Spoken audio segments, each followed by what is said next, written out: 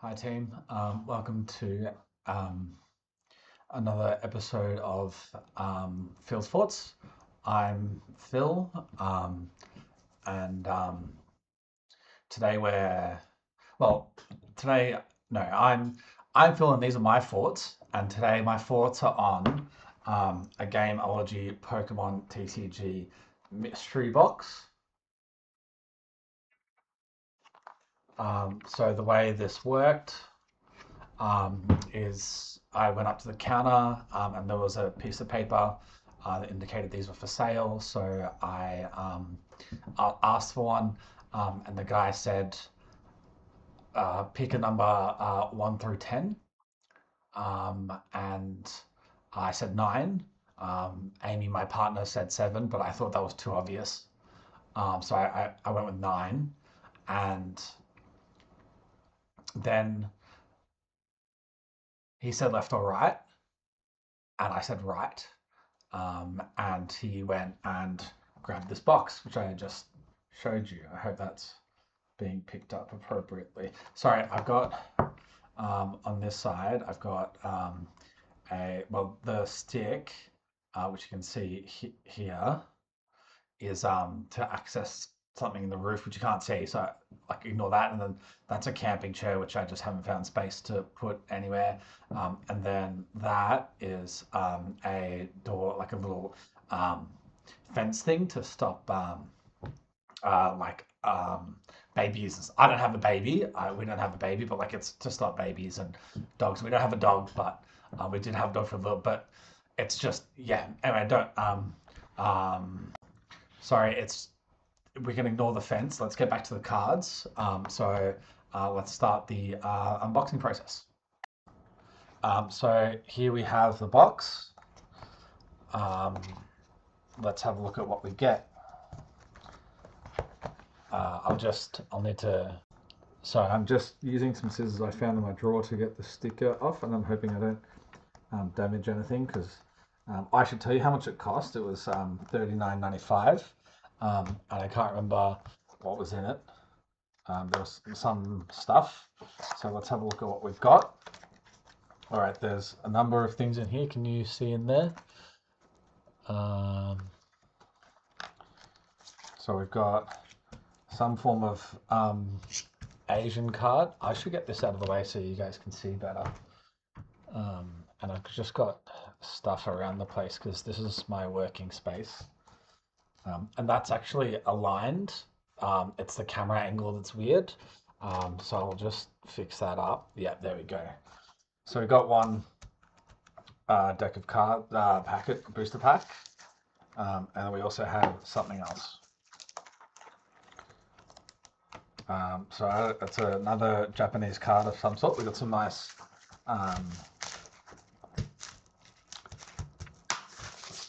bubble wrap, just ASMR.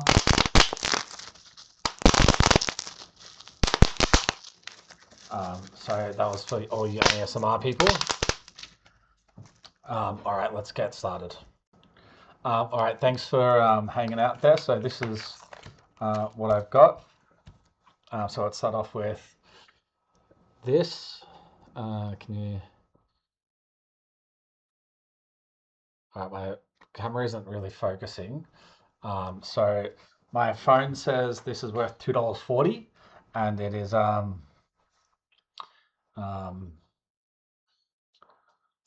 what was it?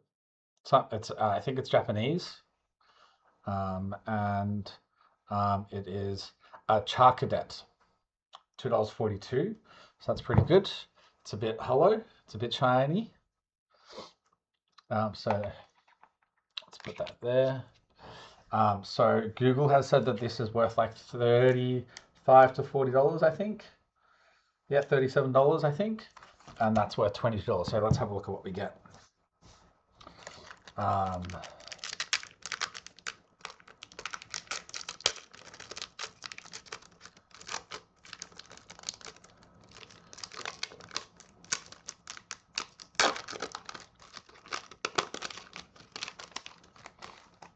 So you can see there's nothing else in there. I've got out all the cards. Smells pretty good. The cards smell pretty good. They feel pretty good to touch. So I don't know how this works. So let's just, okay, I've got some form of sand castle. I've got some small beast which has a log.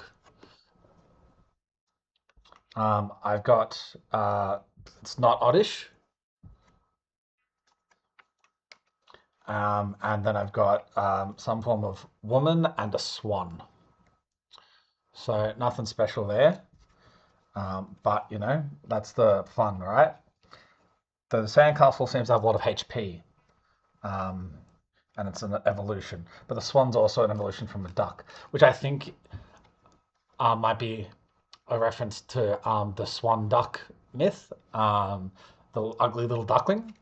Because the ugly little ducky, hang on. So for those who don't know, the story goes there was an ugly little duckling, and then the ugly duckling wasn't didn't fit in with the ugly duckling. No, the ugly little duckling didn't fit in with the other ducklings because the duckling was ugly, and so it got kicked out. And then when it grew up, it actually turned into a swan. Um, Actually, I should put a spoilers mark here. Spoilers.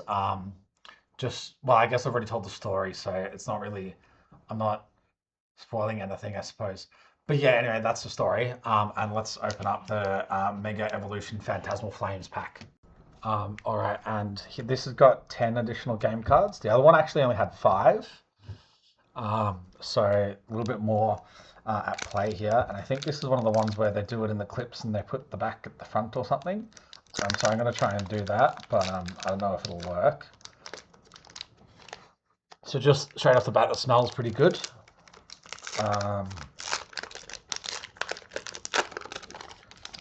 So there we are, and as you can, if you can see, there's nothing in there. So we take like I think it's 3, and then we put them at the front, and then let's have a look. All right, I've got a shiny jumbo ice cream. I've got a shiny Flygon. I think I might have done this the wrong way, perhaps. I don't know what a Flygon is. This is it's a number 330 Mystic Pokemon. It's 6'7" tall, so it's pretty tall. And it weighs 180 pounds, which what's that, like 95 kegs. I've got an energy. I've got whatever this is. I've got a Lotad, Primplup. I don't know what any of these cards are. Charcadet, Dizzying Valley, Malouetta, Honchcrow. Oh, and a cool Charmeleon. Pretty happy with a reverse holo Charmeleon. So nothing too sad there. Probably not worth very much, but you know, better than nothing. Am I right? Um, so so my thoughts overall on opening Pokemon cards.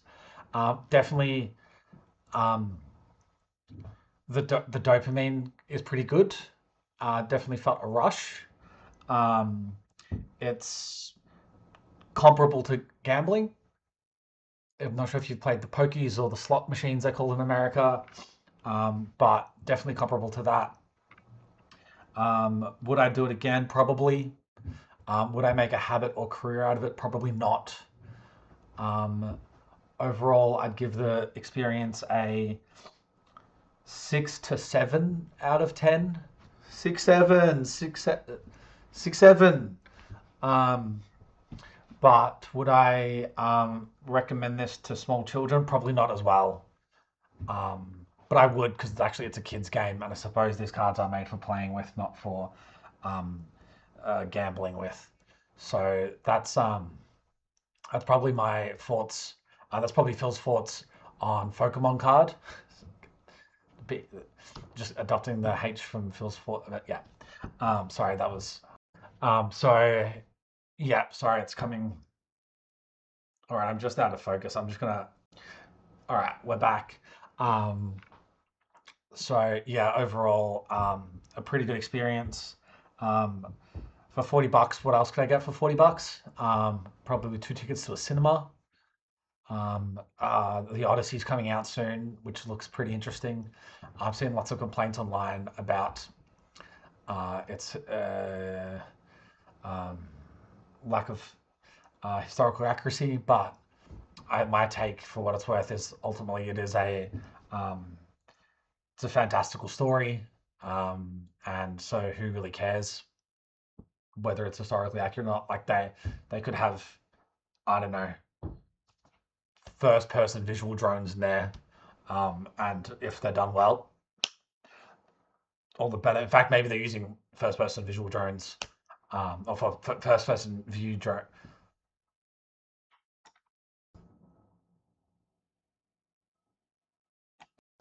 Um, First person, I think it's first person view. Anyway, first person drones for some of capture some of the footage. So yeah, thanks for watching another episode of Phil's Thoughts. I hope, well, I hope you're all out there thinking. And to all my subscribe, remember to subscribe, like, hit that alert button. I don't have a Patreon again, the H from, but if you could, hit that like button, subscribe, and hit the alert button so you get notification that new videos will come up. That'd be great. I'm out here thinking for you, and so it's great when my fingers think too. All right, that's Phil's thoughts. I'm done thinking. Have a good weekend.